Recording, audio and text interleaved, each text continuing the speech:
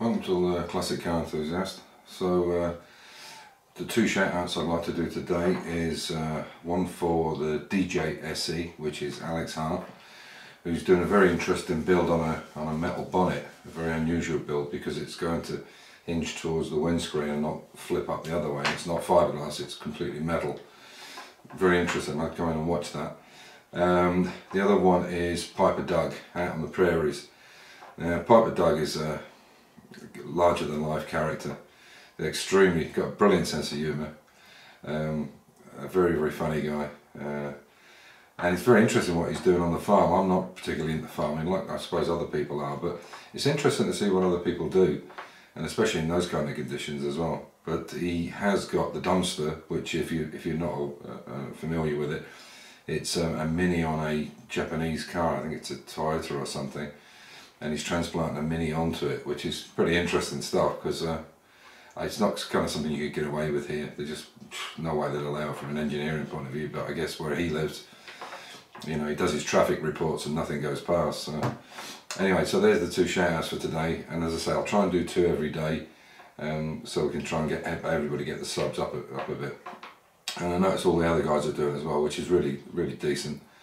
But you know, the main YouTube guys that I watch anyway. So I'm going to be working on the XK. There'll be a little bit of film of these two 420Gs on Mark 10 Jaguars. I'm not sure if I'm going to be able to even save one of them. We'll see how it goes. But anyway, I hope you enjoy the video, and I'll catch you in a few days. Take care. Bye. So this is my local scrapyard where I get all my steel from. And what they do is they give me a call. If they get anything interesting car-wise, they give me a call and let me know what they've got coming in. Or so, yeah, Tony, the guy that is at the front desk, he sent me a WhatsApp and told me he's got a couple of interesting cars coming. This is what they are. Here is this car. Do you know it? It's a 420G. Yes, but which year does this is 1966. You can tell by the number plate. Right. D-registration. 3D. That's 1966. With D? Yeah. In England? Yeah. Okay. But they're about 5 times. Every year has a... Yes. Yeah. Okay. So you can tell what year it is. So they're all British cars. They're... Unfortunately, no engines, that's the problem. But the bonnets and things and the lights are worth something. Even that steering box looks brand new. But yeah, they're pretty rough. Do you think you can pick them up easily enough underneath? Which price does the car have when the car is restored? Not a lot. Not a lot? No, nobody wants them. They were here in Austria, but in England? No money in it, no. The Mark II Jaguar would be a different story, but no. Unfortunately, nobody wants them. But it's. I've got a friend who needs some bits for one of these. Yeah, that was a real mess.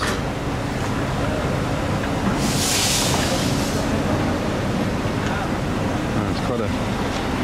It looks like that's had some fire damage. Maybe it's not fire damage. It's just rust. There you go. 66. It must be both about the same year. It's in slightly better condition, but not much. The doors are quite good on this side. There's some internals left in it. Gauges are worth something.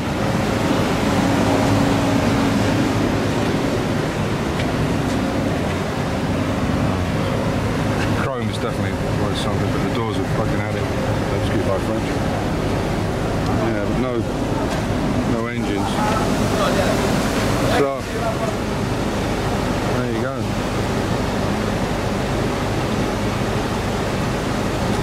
Yeah, pity. Unfortunately, there's no paperwork with them or anything, so not much good to anybody really.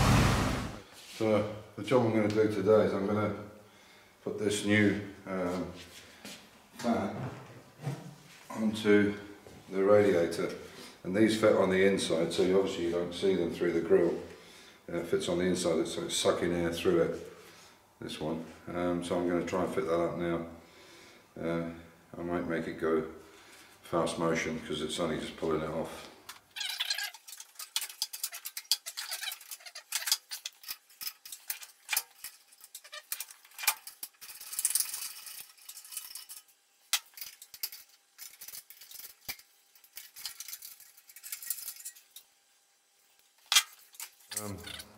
First issue, this is obviously brand new from Revotech.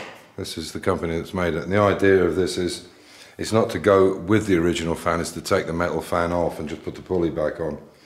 But you can quite clearly see that this is the trouble with some of these aftermarket stuff. This is very expensive, particularly for the Jaguar.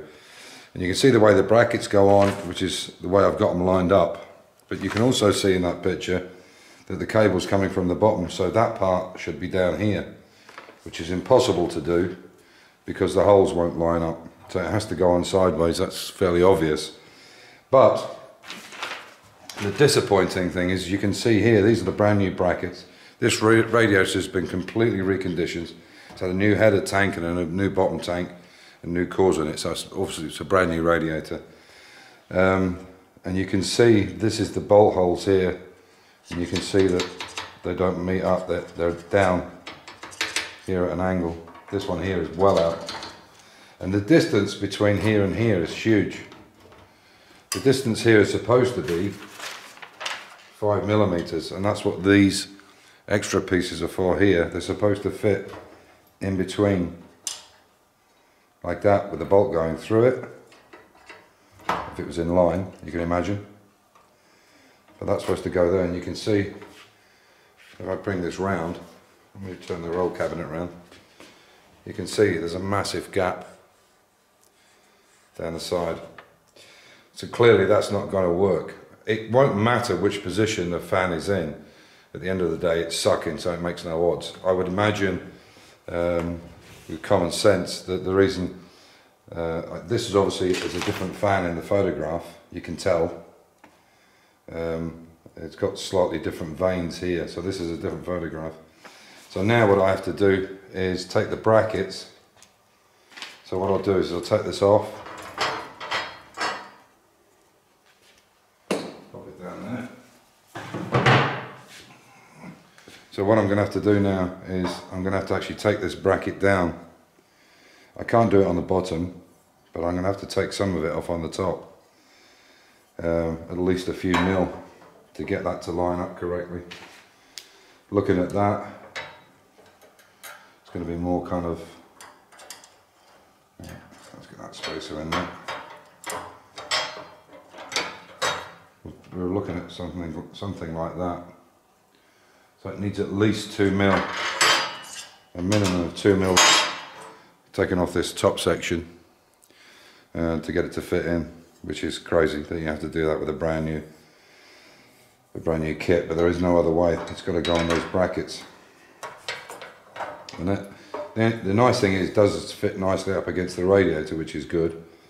But you know, this is crazy that you have to do this, and these side ones weren't put back on. They are the original sides, and I think they just reconditioned everything. Unless they're out, what I'll do is I'll take the other radiator, bring the other radiator down and check it, just to make sure. This is the nice thing about having two cars. At least you can reference one thing against the other. So I'll bring the other one down and see what situation we're in then. This is the second radiator. Here they are slightly bent in, which I'll have to straighten them up. But you can see once again, there's a problem there. I'm going to try to fit the fan on.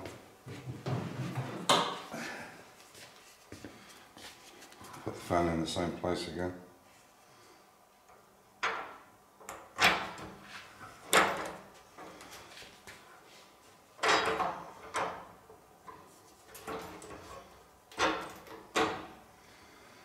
You can see huge difference there.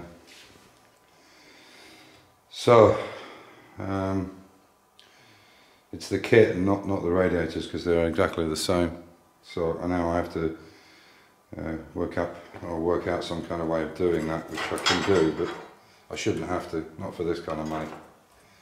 Pretty pissed off about it. So what I'm going to do here is on this end, what I'll do is I'll cut a little piece out so that in fact it can go, it just needs to go over the top of that lip there. There's no point in cutting the whole thing across here because it's quite short there, you can see.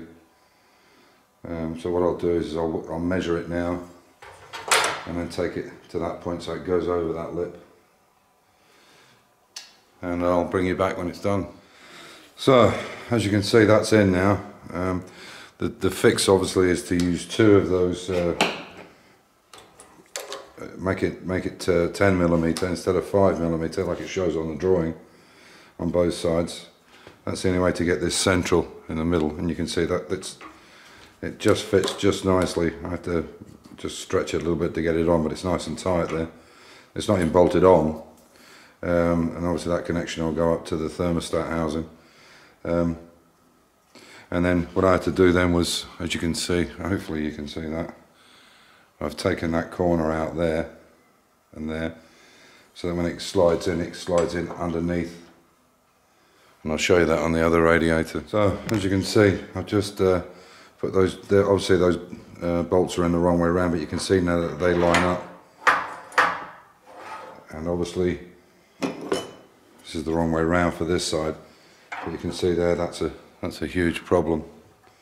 The distance between them, you can see if I put this bolt through, I'll put it through that top end one. In fact, that capture port is already.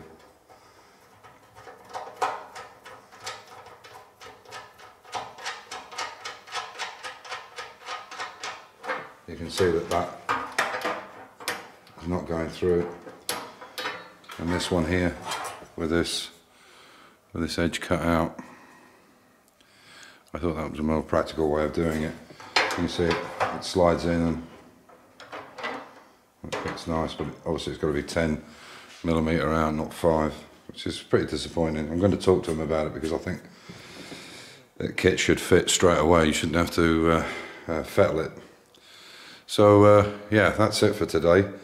I'll get these 2 rigged up and then I'll bring you back when I start doing some other work on the XK. And as you can see, the Mini in the background is ready to go for its paint. Just got to finish up the bonnet and the boot a little bit, and it'll go on Friday the 1st of February to get its paint job up in Vienna. So I'm sure you'll look forward to that. I hope you look forward to that anyway. So by putting the Mini in it, I can actually put Mini, classic Mini first. It's a bit of a clickbait because it's only this part of the Mini that's going to be in it, I'm afraid. Anyway, stay safe, keep the faith, enjoy your hobby. I hope you all have a brilliant weekend at Bingley and you all get together. I really would have loved to have been there, but it's just not possible. But next year I'm going to try and make it. So take care, be good to each other and be safe on the road. Bye.